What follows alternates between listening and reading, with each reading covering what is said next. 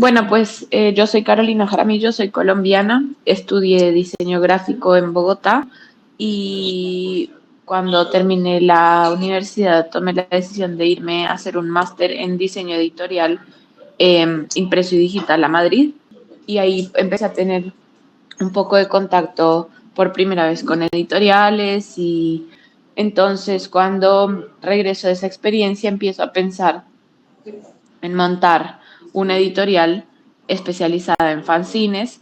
Obviamente todo el trabajo que yo tuve y todo el aprendizaje que yo tuve en función de lo que era la maquetación y el estilo y toda la parte de diseño me servía a mí mucho, pero yo además soy una diseñadora gráfica que no ilustra y que no dibuja, entonces tenía siempre mis textos y las cosas que yo escribía y fotos que yo hacía, pero quizás a veces también para ampliar ese mundo o eso que yo quería mostrar y contar, estaba bueno también contar con otras personas, entonces empecé a charlar con amigos sobre posibles proyectos que podíamos hacer en forma de fanzine y ahí sí es como empieza quizás a surgir Me Flipa.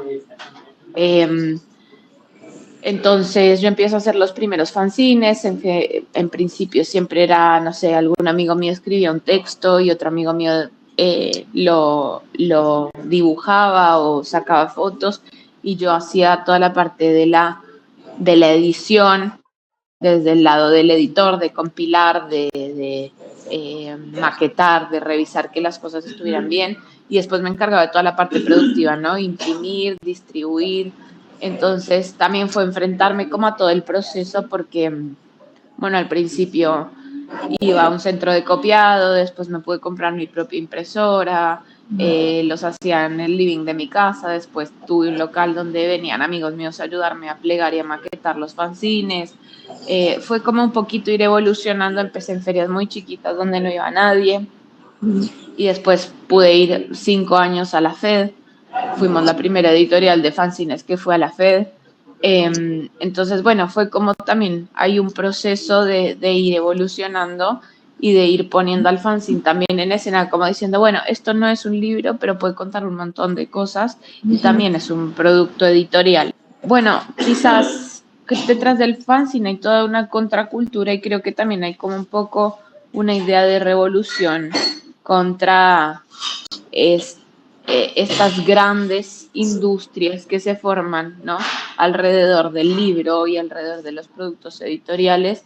Entonces, yo trabajo con gente que son artistas emergentes de Latinoamérica que quizás puede que sean reconocidos en su país o no tanto, pero que la posibilidad de estar expuestos en una feria en Argentina o bueno, también estuvimos en ferias en Colombia, en ferias en Londres, entonces también la posibilidad de quizás tener un algo, que en este caso sería el fanzine, donde su arte se pueda conocer en otros lugares donde a lo mejor eso, sin un gran intermediario o sin un viaje de por medio, sin no sé, una galería de arte o un contacto, no podrían hacerlo. Creo que esa es como quizás la particularidad que con Me Flipa yo intento como utilizar o tener con los fanzines y con la gente con la que trabajo, digamos. La plata que ganamos la reinvertimos para seguir haciendo fanzines y para seguir participando en fanzines. Con lo cual no es que haya nadie que esté ganando un sueldo ni ganando dinero por los fanzines. Entonces, para los autores funciona como una especie de carta de presentación y ellos participan, no sé, con un dibujo, con un poema, con algo. Yo armo los fanzines, ellos pueden acceder a los archivos finales de los fanzines, o sea que pueden imprimirlo y distribuirlos en sus propios lugares de origen. Y yo no tengo control de esa distribución ni de esas ganancias porque no me interesa. Y todo lo que yo imprimo y distribuyo en los espacios a los que yo voy, eso lo vuelvo a reinvertir en fanzines o en materiales para hacer fanzines, ya sean los toners de la impresora, papel, pagar la mesa del stand de una feria. Con el fanzine es muy difícil porque además yo imprimo yo, en impresoras que yo compré, que son impresoras que no son una impresora de un centro de copiado, son impresoras que son más de oficina, o sea, tampoco es una impresora súper casera, pero bueno, obviamente que hacer las cuentas de cuánta tinta te gastas en cada fanzine es muy difícil, porque cada fanzine es distinto, cada hoja es distinta, y el toner, que es lo que es más complicado, porque bueno, el papel sí puedo hacer la cuenta de, bueno, una resma me salió X plata, Claro. trae X cantidad de hojas y ya está. Y después también miro mucho el mercado. Hay gente que igual los fanzines los cobra muy costosos y yo pienso que no es que eso no lo valga, pero mi idea es que la gente pueda acceder al fanzine.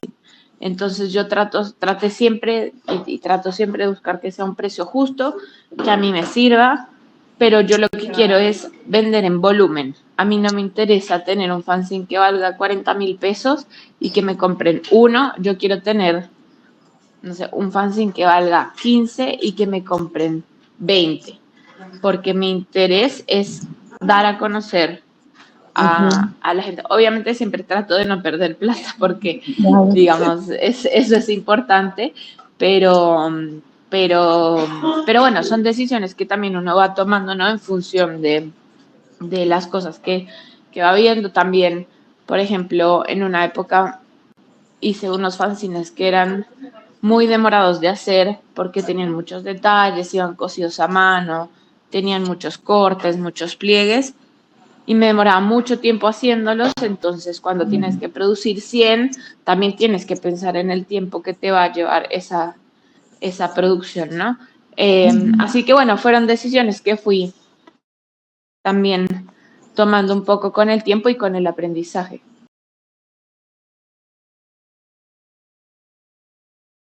Y nos fue súper bien, o sea, fue un fin de semana increíble en que mucha gente pasó, también tener acceso a hacer contactos con librerías y hacer contactos con bibliotecas que se querían llevar los fanzines, que querían tenerlos en sus estanterías. Eso fue algo que fue muy, muy, muy interesante. Y bueno, y a partir de ahí ya seguimos yendo por 5 años seguidos. Este año no fuimos porque yo estoy embarazada, entonces este año tuvimos como un poquito un parate ahí con mucho trabajo, ¿no? De hecho, yo me acuerdo mucho que los primeros fanzines que yo hice a mí me encantaron y me parecieron fantásticos. El primer fanzine que hicimos con el colectivo fue maravilloso para mí, pero después no vendimos nada. Y fue como, bueno, por ahí lo que a nosotros nos parecía que era buenísimo y que a nosotros nos había divertido un montón hacerlo, no le gustó tanto a la gente o la gente no lo entendió, o entonces también fue ir entendiendo qué cosas funcionaban, qué cosas no tanto, cómo poder contar lo mismo pero de una manera diferente, ¿no? Y también entender, ¿no?, el lenguaje del fanzine que tiene también sus particularidades y que si bien es un producto editorial es muy diferente tanto a un libro como a una revista, ¿no? Que eso también es importante y creo que al entender el lenguaje sí fuimos encontrando cosas que se movían mejor, que tenían más sentido, que le llegaban más a la gente. Entonces creo que lo importante es poder tener también como algo variado. Entonces hay gente que le interpela mucho más lo visual, entonces imágenes fuertes, con mucho color, la ilustración o la fotografía, y después hay gente que le llama mucho más la atención lo que lee, ¿no? Entonces un poema, un pequeño cuento, de todas maneras todo entra por los ojos, entonces también pensar mucho en las portadas, en la forma como se presentan los fanzines. Obviamente, al principio nadie sabía que era un fanzine, ¿no? Entonces, tanto con el lector como con los colegas era, bueno, nosotros hacemos esto es un fanzine, este dispositivo funciona para esto. Le hablabas a la gente lo que era un fanzine y te miraba como, qué raro, ¿qué es esto, no? Porque pensemos que hace 5 años no estaba el fanzine en el boom en el que está hoy. Entonces, obviamente al principio, tanto acercarse con los lectores como acercarse con con las otras editoriales era como hacerlos entender que igual era un producto editorial y hacerlos entender cómo funcionaba el dispositivo y qué era lo que nosotros queríamos transmitir con ese dispositivo, cómo trabajábamos y demás. Entonces creo que ese fue como el desafío más grande al principio, ¿no? Como hacerse un lugarcito en la cabeza del lector y hacerse un lugarcito en la cabeza de los colegas de somos pares, ¿no? De todas maneras, hay algo que yo valoro mucho de las editoriales independientes y de los espacios como la FED, y es que la competencia es muy sana. O sea, de hecho, yo diría que no existe la competencia. No es Planeta compitiendo con Penguin. Eso no existe. O sea, de hecho, ellos entre ellos se recomiendan, ellos entre ellos hacen alianzas. Entonces, eso también está muy bueno porque si bien nosotros éramos el bicho raro, como que llegamos y nos miraron raro, pero fue como, bueno, vengan y vemos qué onda esto, ¿no? Entonces, yo creo que lo más importante es saber que al principio todo te va a costar mucho más y que probablemente va a ser muy frustrante y que seguramente los primeros ensayos que hagas de lo que sea, de libros o de fanzines o de lo que elijas, no te funcionen y está bueno tomar eso como un aprendizaje para seguir adelante y no como bajonearse.